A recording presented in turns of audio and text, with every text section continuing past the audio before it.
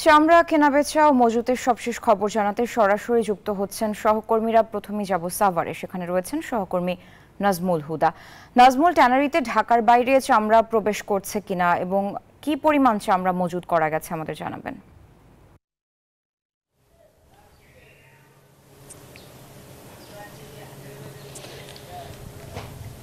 সারা, আপনাকে ধন্যবাদ। এই মুহূর্তে রয়েছি সাভারের চামড়া শিল্প ট্যানারিতে এবং এখানে কিন্তু যে আজকে কিন্তু কোনো চামড়া ট্রাক কিন্তু ঢুকছে না।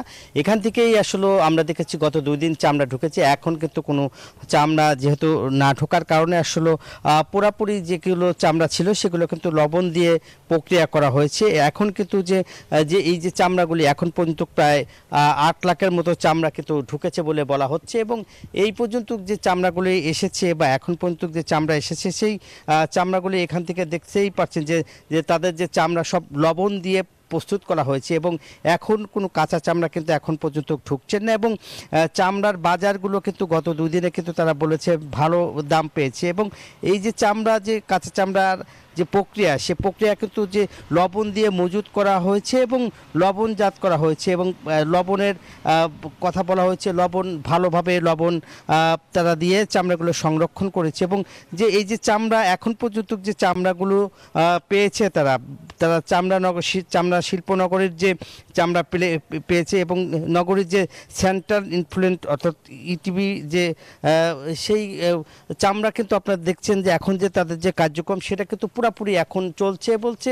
এই ছিল আমার কাছে সাভারের চামড়া শিল্প ট্যানারির সর্বশেষ খবর। একই খবর জানতে যাচ্ছি যশোরে, হিমেলের কাছে। হিমেল।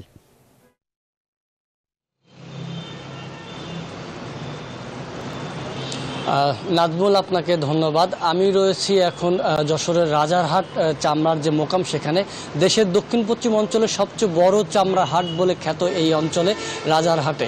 এখানে কিন্তু আপনাদেরকে প্রথমে জানিয়ে রাখি যে খুলনা বিভাগীয় 12টি অঞ্চলের থেকে কিন্তু এখানে চামড়া আসে এবং ঈদ পরবর্তী প্রথম যে হাটটি বসেছিল সেই হাটে কিন্তু ব্যাপক পরিমাণে কিন্তু চামড়া উঠেছিল। আপনাদেরকে একটু যদি ক্যামেরার মাধ্যমে দেখায় যে প্রথম দিনে যে চামড়া উঠেছে সেই চামড়া কিন্তু প্রথম পর্যায়ে প্রক্রিয়াধীন অবস্থায় তারা কিন্তু লবণ রাখে স্তূপ মতন করে রেখেছে।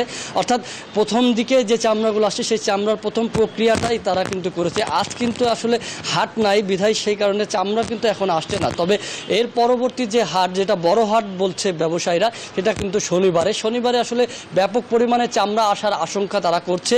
আমরা যেটা শুনেছি, ব্যবসায়ীরা যেটা বলছে যে নির্ধারিত দামে যদি তারা পায় তাহলে কিন্তু তারা কিছুটা লাভ করতে পারবে। তো এই ছিল আমার কাছে সর্বশেষ তথ্য। ফিরে যাচ্ছি স্টুডিওতে। সারা, আপনার কাছে। হিমেল ও নাজমুল দুজনকে ধন্যবাদ।